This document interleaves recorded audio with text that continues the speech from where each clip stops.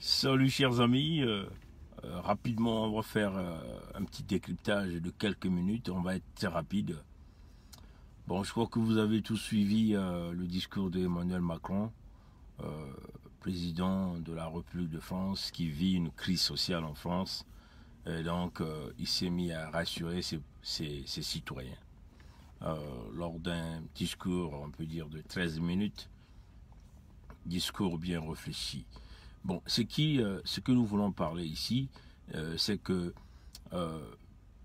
en réalité, avant le discours de Macron, il y a eu plusieurs réceptions. C'est-à-dire, l'Élysée a eu à recevoir les partenaires sociaux, donc les chefs d'entreprise, les dirigeants d'entreprise, les syndicats, les partenaires économiques de la France, et tout a été bien préparé pour que Emmanuel Macron vienne donc faire un discours de 13 minutes. Mais ce qui est très, très important que nous voulons faire signaler aux Africains ici, c'est que vous avez vu que Emmanuel Macron vient rassurer les Français en ajoutant plus de 10 milliards d'euros dans son budget. Bon, il a eu à faire quelques promesses, notamment augmentation du SMIC de 100 € par mois à partir de 2019 et plusieurs encore choses qui se sont ajoutées. Mais c'est que les gens doivent savoir, d'ailleurs, allez-y regarder la vidéo de Jean-Luc Mélenchon, où il parle d'un budget en désordre qui va vaïque. C'est quand même bizarre, hein, chers amis. Emmanuel Macron vient ajouter 10 milliards d'euros dans son budget, juste pour satisfaire, entre guillemets, les gilets jaunes, qui ne sont pas convaincus de toutes ces réformes. Mais, chers amis, ce que nous devons nous poser la question, pour nous, Africains, c'est que d'où partira les 10 milliards de dollars tout azimut, il est venu injecter dans le budget français pour satisfaire le mouvement des Gilets jaunes. Mais vous pouvez tout simplement deviner, les réunions avec les partenaires sociaux, donc les chefs d'entreprise, on lui a simplement dit, bon écoutez, allez-y faire cette proposition, nous avons des mécanismes qui vous permettront de pouvoir recevoir cet argent. Mais l'argent là va partir d'où? De la pompe. La pompe qui est qui? La pompe qui est l'Afrique. La pompe qui est l'Afrique. C'est ça la réalité, chers amis. Donc vous allez voir que ils vont encore mettre une forte pression auprès des préfets qui dirigent l'Afrique pour que ces gens-là déboursent de l'argent pour que ces 10 milliards d'euros, qui est équivalent quasiment à 15 milliards de dollars, simplement pour que ça puisse aller sauver la France. Donc l'Afrique qui demeure toujours cette pompe. Ouais, chers amis. Donc qu'est-ce que vous allez voir dans les mois à venir, dans les années à venir? Mais l'Afrique va, bien sûr, l'Afrique francophone, parce qu'ils ne vont pas aller toucher l'Afrique anglophone. L'Afrique francophone, nous allons encore voir des couleurs et des couleurs des dictateurs.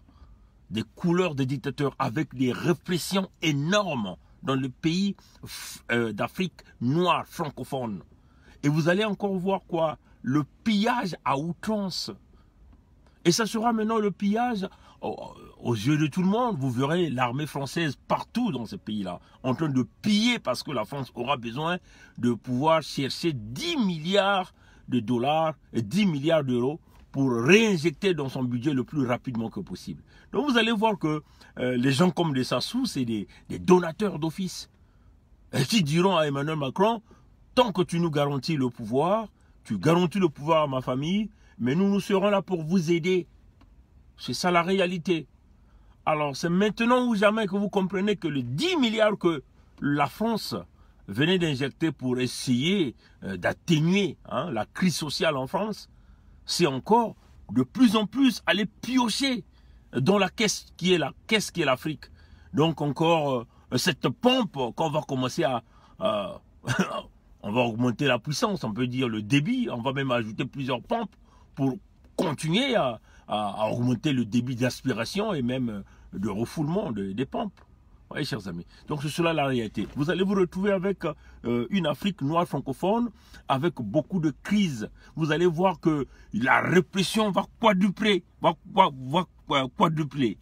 voyez, la répression va être énorme. Les assassinats vont augmenter.